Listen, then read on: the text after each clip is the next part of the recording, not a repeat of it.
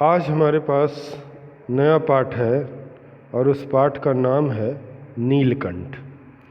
नीलकंठ एक मोर है जिसे कहा गया है, अर्थात जिसे एक मोर को नीलकंठ का नाम दिया गया है। ये पाठ आपका एक रेखा चित्र है जिसे कवित्री का रेखा चित्र यानी लेखिका हम कह सकते हैं। कवित्री भी हैं, छायावाद की महान कवित्री महादेवी वर्मा हैं, उन्हीं का ये पाठ है जिन्होंने गद्य साहित्य से लेकर के काव्य साहित्य तक अपने हिंदी साहित्य में अपने झंडे गाड़े हैं। हिंदी साहित्य के इतिहास में इनका महत्वपूर्ण योगदान है और आपके सामने एक रेखा चित्र प्रस्तुत किया जा रहा है जिसका नाम नीलकंठ है। और नीलकंठ एक मोर की कहानी है, पीकॉक जो हमारा राष्ट्रीय पक्षी है उसकी कहानी है। महादेवी वर्मा आपकी इलाहाबाद प्रयाग क्षेत्र की रहने वाली थी।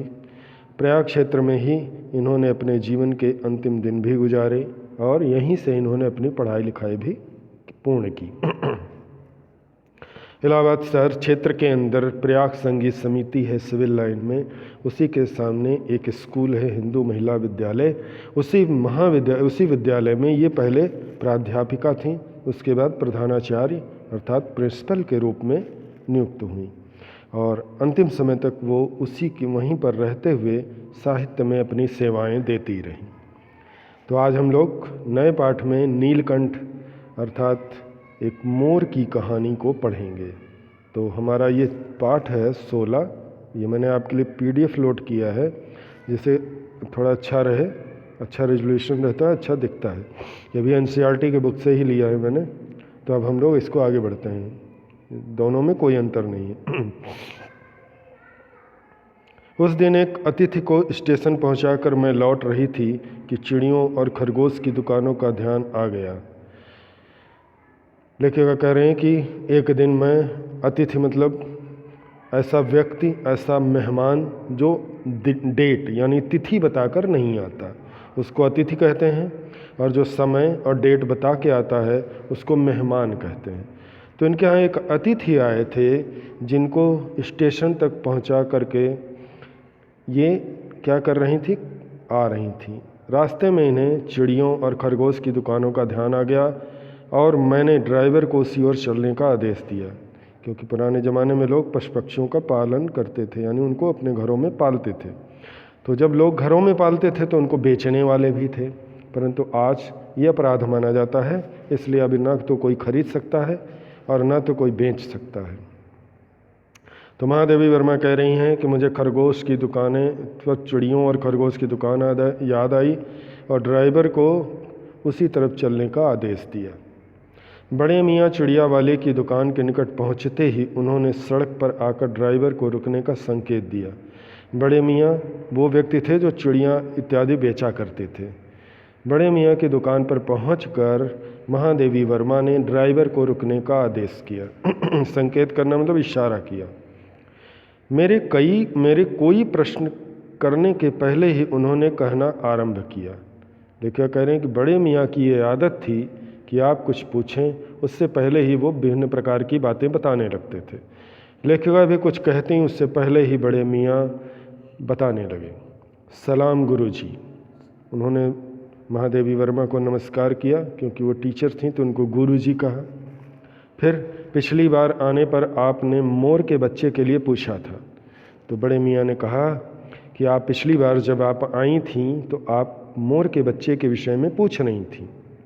शंकरगढ़ से एक चिड़ी मार को 2 मोर के बच्चे पकड़ लाया है। करें शंकरगढ़ ये हमारा MP यानी रीवा जाते समय पड़ने वाला एक ज़िला है, स्थान है। इसको करें शंकरगढ़ से एक चिड़ी मार मतलब चिड़ियों को पकड़ने वाला या मारने वाला। करें उसने 2 मोर के बच्चे पकड़ लिए हैं, एक मोर है एक मोरनी है। तो उसने बताया कि एक मेल मोर है और एक फीमेल है, यानी एक मोरनी है और एक मोर है। वो दोनों बच्चे मेरे पास सुरक्षित हैं, आप पाल लें। उसने कहा गुरुजी आप इन्हें ले जाइए और आप पाल लीजिए। मोर के पंजों से दवा बनती है, सो ऐसे ही लोग खरीदने आए थे। उसने बताया कि मोर के जो पंजे होते हैं उन पंजों से दवा बनाई जाती है। तो दवा बनाने जैसा कार्य करने वाले लोग मेरे पास आए थे, परंतु मैंने उन्हें कुछ इन मोर को बच्चों को नहीं दिया। बड़े मियाँ ने कहा, आखिर मेरे सीने में भी तो इंसान का दिल है, मारने के लिए ऐसी मासूम चिड़ियों को कैसे दूं? तो कह रहे कि मोर के बच्चों को वो लोग ले जाते और बड़ा करके उनको मार देते और उनके पंजों से दवाई बनाते। मैं भी एक इंसान हूँ और इंसानियत मेरे हृदय में निवास करती है, इसलिए इन छोटे छोटे बच्चों को मैंने उन व्यक्तियों को नहीं दिया जो चिड़ियों को मार देते हैं। टालने के लिए मैंने कह दिया, गुरुजी ने मंगवाए हैं। उसने कहा, मैंने उनको मना किया और उनके दिमाग से इन मोरों को निकालने के लिए मैंने ये कह दिया कि आपने इन्हें मंगाया है। वैसे यह कमबख्त रोजगार ही खराब है। बड़े मियाँ ने कहा कि मैं ये रोजगार करता हूँ, यानी पशु पक्षियों को बेचता हूँ। ये रोजगार बहुत अच्छा रोजगार यानी नौकरी, बिजनेस, ये बहुत अच्छा बिजनेस या रोजगार नहीं है। बस पकड़ो पकड़ो, मारो मारो, कहें इसमें बस दो ही खेल होता है, पहले पकड़ो फिर जिनको दो वो मार देते हैं। तो पहले पकड़ना पड़ता है, फिर वो मार दिए जाते हैं। करें बड़े मियाँ के भाषण की तूफान मेल के लिए कोई निश्चित स्टेशन नहीं है। लेखिका कह रहे हैं कि बड़े मियाँ जब भाषण यानी बोलने लगते थे तो एकदम उसी तरह बोलते थे, बिना रुके हुए, जैसे तूफान मेल चलती है उसी तरह बिना रुके हुए बड़े मियाँ बोला करते थे। लेखिका कह रहे तूफान मेल के लिए रुकने का कुछ न कुछ स्टेशन अवश्य होता है, कुछ समय के बाद उसे रोका ही जाता है, परंतु बड़े मियाँ को किसी भी प्रकार से रोका नहीं जा सकता था। सुनने वाला थक कर जहाँ रोक दे वही स्टेशन मान लिया जाता है। लेकिन करे बड़े मियाँ बोलते रहते थे, सुनने वाला जब थक कर उनको रोकता था कि कृपया आप चुप रहिए, तो यही माना जाता था कि अब इनके रुकने का स्टेशन आ गया। इस तथ्य से यानी घटना से परिचित होने के कारण ही मैं बीच में ही उन्हें रोककर पूछा, मोर के बच्चे हैं कहाँ?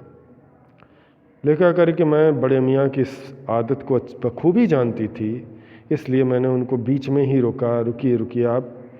उनको बोलने से रोका और उनसे कहा कि मोर के बच्चे हैं कहाँ, पहले उन्हें दिखाइए। बड़े मियाँ के हाथ के संकेत का अनुसरण करते हुए मेरी दृष्टि एक तार के छोटे से पिंजड़े तक पहुँची। बड़े मियाँ ने एक तरफ अपनी उंगली से इशारा किया। लेखिका ने जब उस तरफ देखा तो लोहे का एक छोटा सा पिंजड़ा केज वहाँ था, जिसमें तीतरों के समान दो बच्चे बैठे थे। कह रहे जिसमें तीतर क्या होता है? एक पक्षी होता है जो समूह में रहता है। तो कह रहे तीतरों के समान दो छोटे छोटे बच्चे थे। पिंजरा इतना संकीर्ण था कि वे पक्षी सावक जाली के गोल फ्रेम में किसी जड़े चित्र जैसे लग रहे थे। लिखा करें पिंजरा इतना छोटा था, संकीर्ण मतलब सकरा, पतला। पिंजरा इतना छोटा और सकरा था कि वे पक्षी शावक मतलब छोटा बच्चा, करें वो पक्षी जो उसमें बंद थे जाली के गोल फ्रेम में, ऐसा लग रहा था किसी ने इस फ्रेम में इन बच्चों को फिट कर दिया है। जड़ देना मतलब फिट कर देना, और ये इसमें से निकल नहीं पा रहे हैं, और जब फिट हो गए तो वो एक चित्र की भांति हमें दिखाई दे रहे थे। मेरे निरीक्षण के साथ साथ बड़े मियाँ का भाषण में चली जा रही थी।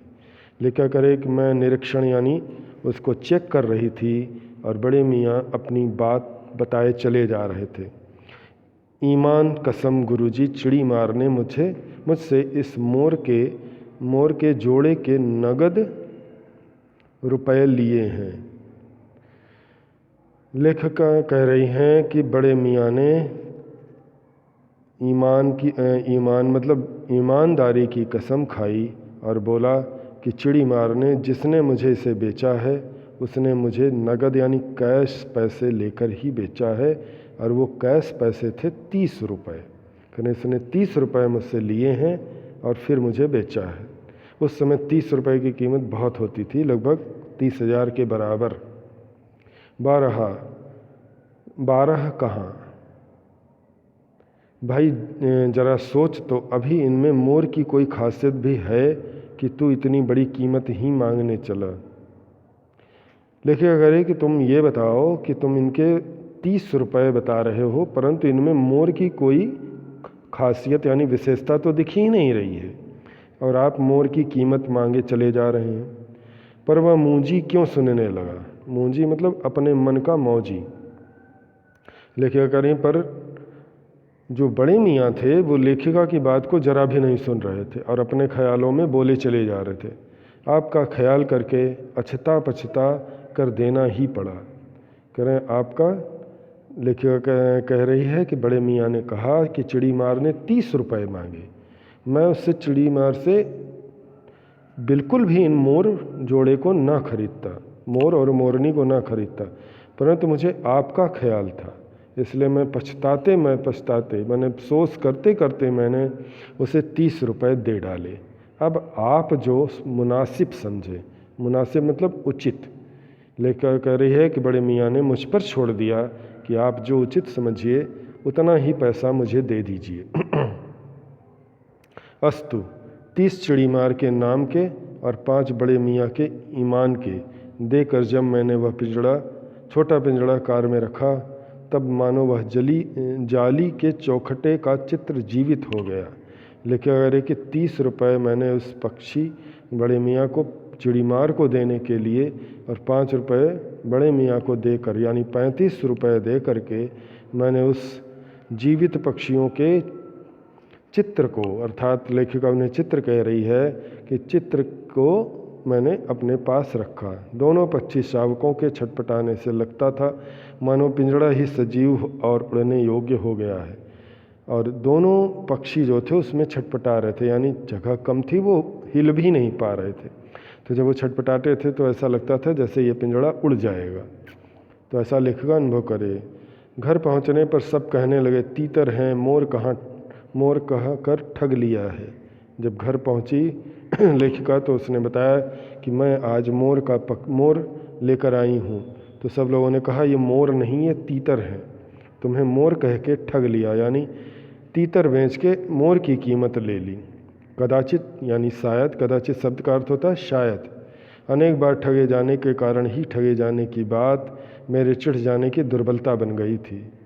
लेखिका कह रही कि ऐसा नहीं था कि वो लोग झूठ बोल रहे थे, मैं पहले भी कई बार धोखा खा चुकी थी और ये बात मुझे बिल्कुल अच्छी नहीं लगती थी कि कोई मेरी कमियों को कहे। तो वो लोग जब कहते थे मुझसे तो मुझे अपनी इस कमी का एहसास होता था और मुझे दुख होता था कि मैं ठग गई और मैं गुस्सा हो जाती थी। लेखिका कह रही है लोगों की बातें सुनकर मैं गुस्सा हो गई।